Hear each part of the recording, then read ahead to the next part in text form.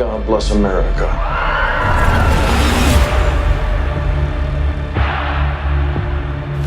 Civil War isn't what anybody wanted it to be. Some audiences wanted to see an exploration of modern American politics. Some audiences wanted a movie to be a deep commentary on war or violence or how brewing civil unrest could lead to this drastic outcome. Some wanted deep characters and a compelling story. And some people just wanted to see a war flick and have a good time. Unfortunately for everyone, the film is none of these things. Instead of being about war or themes or characters or ideologies or action, the movie attempts to be a mirror to the audiences that wanted any of that. Director Alex Garland is trying to make a point here, but it's not a point that anybody really wanted, and he doesn't make it very clearly. The story picks up in the final days of a civil war that has torn apart much of the United States. We follow a jaded career war photographer, her more excitable co-worker, a young aspiring photojournalist, and Thufir Hawat as they travel the East Coast. The gang is on a journey to document the final assault on Washington, D.C. by one of the factions that isn't the government. In terms of actual narrative, there isn't much more to it than that. The entire second act of this film is an episodic road trip. Once the foursome steps off from their hotel, it's a driving scene, a tense action scene, a quiet character scene, and then the pattern repeats. We do this 4 times, which takes us through the end of the film, culminating in the final assault on Washington, D.C., and victory for one of the rebel groups. These road trip vignettes all have their own tone and a noticeable lack of world building, and it makes the film feel slow because the characters never really have a good reason to be stopping at any of these locations, and their central goal kind of falls by the wayside. I know saying an entire movie is just a series of scenes sounds pretty reductive, but this episodic structure makes it feel like a walking tour of a setting, instead of a story taking place in a world. What's missing here is something that ties these isolated scenes together, a sense of purpose or investment for the characters, something that would keep them moving through these scenes, motivating them to continue. They're on a journey to film the end of the war, but this motivation isn't very strong and doesn't have a clock on it until the end. We're moving to D.C. today. We need to go down there. They shoot journalists on sight in the Capitol. Only one of the characters really seems to even care if they achieve this goal. Wanting to do your job isn't the most potent of narrative stakes I've ever heard, and maybe that's part of Alex Garland's point, but it does rob the narrative of tension. The story, well, there isn't much of a story. Some journalists travel the coast to photograph the war and they succeed. The end. This straightforward point A to point B narrative isn't inherently a problem. Many movies, especially war movies, tend to be less about the action of the immediate plot and more concerned with creating meaning for and with their characters. Jarhead, Full Metal Jacket, Apocalypse Now, you get it. So normally if a story is focused on creating meaning outside of the action, it's anchored by dynamic or highly motivated characters. Unfortunately, Civil War doesn't have highly motivated characters, but it does have some interesting ideas expressed within the small cast. Kirsten Dunst is the jaded journalist, Lee, and her character wants nothing to do with any of this, but she's got a job that needs doing. Lee's tired and has lost faith in journalism as a means for change, but that doesn't get much development. Lee has a line about how her career of war coverage had been ineffective towards preventing the current conflict, and the old guy, Sammy, says that she's lost faith in journalism. Every time I survived a war zone, I thought I was sending a warning home. Don't do this. But here we are. But that's pretty much it for Lee's backstory. Dunst is very good here, and it's nice to see her again, but this character being such a sad sack doesn't inject much energy into the story. Her ambivalence towards the conflict in her own work starts to border on apathy, and her only discernible motivation is keeping the young girl safe. Wagner Moura plays the more motivated journalist, Joel.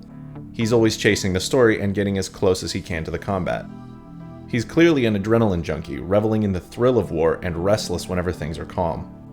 This attitude starts to rub off on the girl, who he eagerly accepts as a student, and it's intentionally a little creepy. He doesn't seem to care about anything other than his next fix. If this film is indeed a mirror of certain attitudes towards the spectacle of violence, then Joel is the embodiment of that mirror and the hypocrisy of that desire for bloodshed. He delights in seeing combat and in witnessing the execution of strangers. On the other hand, he is distraught when that violence affects him personally. Kaylee Spaney plays Jessie, the young girl who starts out wide-eyed and innocent and is corrupted into a journalist who would step over the bodies of her friends for the story. She views Lee as an inspiration and mentor. Watching Jessie transform into a war junkie shakes Lee to her core and ignites a new rational fear of the violence around them in the finale. Stephen McKinley has very little to do, and it seems like he only tags along because he has nothing else to do with himself. I would say this is the point of his character, that after a lifetime of chasing the story, Sammy wants to accompany the group on this journey that he clearly isn't fit for because he has nothing else in his life. So what really stands out as you watch Civil War is that none of these characters have a personal stake in the narrative. They are not bound to this conflict or to the story. The writing even makes a point out of it that none of the journalists have family directly involved in the war. This is a choice on the part of Alex Garland to drive a point about the vapidity of their desire for photographing violence, but it comes at the cost of the movie feeling very unmotivated. Lee, Joel, Jessie, and Sammy are less dynamic characters and more stand-ins for possible themes or points that Alex Garland is trying to make. Whether or not these points land for you is pretty subjective, and the characters make the film difficult to emotionally invest in because none of these people have any traits or desires that we can relate to. The characters are pretty loosely defined. I'm extrapolating their personalities out from a handful of lines and actions. The story, though, is even less specific with the details of the war, who the sides are, how it got started, etc. This lack of clarity is taken to such an extreme that I would say a central theme of this film is ambiguity. The opening scene is of Nick Offerman as the president. He's practicing a speech, and we see a distinct lack of real-world coding. He speaks like a president, avoids conflict words like a president, but doesn't emulate any particular president in his speech pattern or appearance. Citizens of America, people of the Florida Alliance, and the Western forces of Texas and California will be welcomed back to these United States as soon as their illegal secessionist government is deposed. This is the first of many details that the film implements to attempt ambiguity or at least neutrality. Many have said that this film is apolitical, and there's a longer conversation to be had about the implications of not choosing a side, but that's a longer discussion for another time. There is a mention of a fictional Antifa massacre, which is a controversial far-left political group in real-world modern America. Mentioning this group at all is intended to cue the audience in that some backstory on the conflict does exist, and that it relates to our current timeline, but the film never actually states who massacred whom. Any further interpretation on this fictional event exists only in the imagination of the viewer, and it is intended to play on your political biases. Garland draws multiple parallels to the real American political landscape, while consciously avoiding detailing how this pertains to his fictional conflict. This is a choice to ground the events of Civil War as being a result of modern civil unrest, without choosing a side in those modern issues.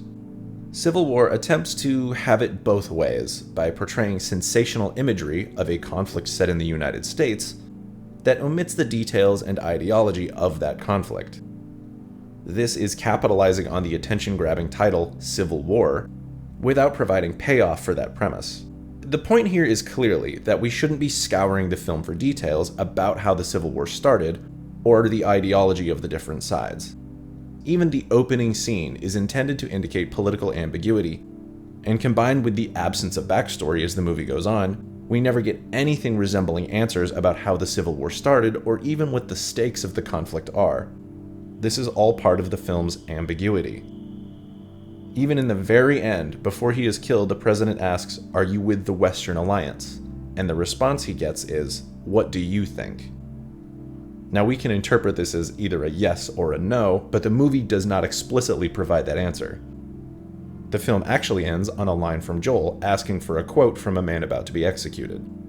And this is much more the point of the film, about how getting a quote from the dying man supersedes the imagined politics of the conflict. No example of this ambiguity is better than the sniper scene where Joel takes cover with some snipers trading fire with unseen enemies. Joel asks the snipers whose side they're on, and the spotter tells him that it doesn't matter, they're being shot at, so who cares? Joel presses them for answers about their loyalties and is literally told to shut the fuck up. You don't know what side they're fighting for. Someone's trying to kill us. We are trying to kill them. This is the best of many examples of the film going out of its way not to state a political preference, even within the stakes of a made-up war. The characters that Alex Garland creates here are not good people.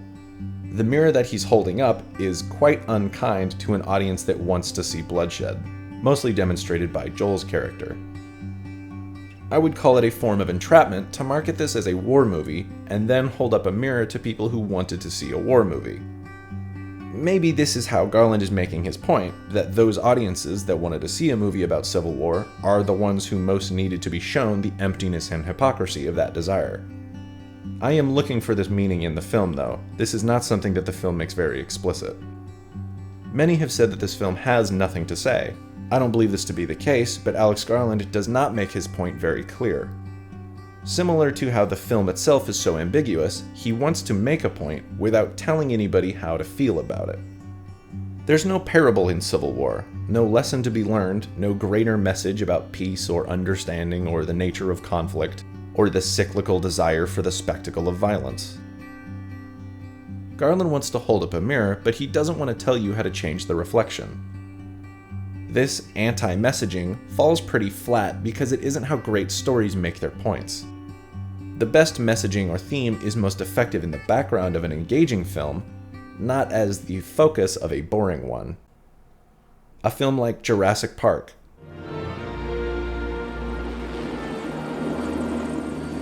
There it is. Which has themes of chaos theory and mankind's overreach, but if you don't care about any of that, it's still a fun movie with dinosaurs. Nobody went to go see The Matrix because of its complex meta-narrative about reality and self-actualization. They went to see a science fiction kung fu movie, and that's exactly what they got. All that extra stuff is great, but it's just a bonus. Civil War isn't what anybody wanted it to be, but that doesn't mean it isn't anything. Its characters are hollow, bloodthirsty reflections of an audience that wanted to see war. The marketing for the film made it seem like it was going to be a politically charged thriller, and you can't really blame an audience for being disappointed when that isn't what they got. The mirror theming is fairly interpretive on my part. Because the film is so ambiguous, it would be easy to argue against my reading of the material. While the evidence is certainly there to support my thematic conclusion, it's far from a definitive statement of meaning on this movie. Let me know if you think I'm overanalyzing this point. The most backhanded compliment I can give to this film is that the combat and action scenes are fantastic. Garland creates visceral combat that manages to convey tone in the middle of firefights. The action feels simultaneously exciting and dangerous, like anybody could be killed at any moment. A mood that perfectly matches the point being made with this violence.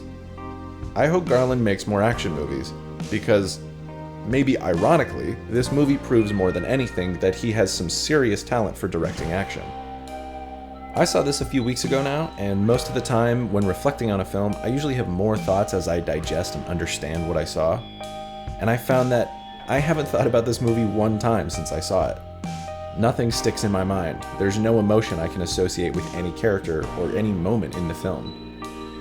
Maybe that's intentional, but it doesn't land as an experience. I don't even know who I would recommend this to. It's presented well enough, but it doesn't communicate clear points or themes through these characters, and it feels boring despite having terrific action set pieces. Civil War wants to be about the spectacle of violence and its dehumanizing effect on people. This theme doesn't have any staying power because the film is more concerned with trying to make a point than it is with telling an engaging story. If you asked me when I left the theater, I probably would have given this an 8. After a couple of weeks of having zero impact on me, the movie still looks really good, even if it feels really empty to watch, so I'm going down to a 7.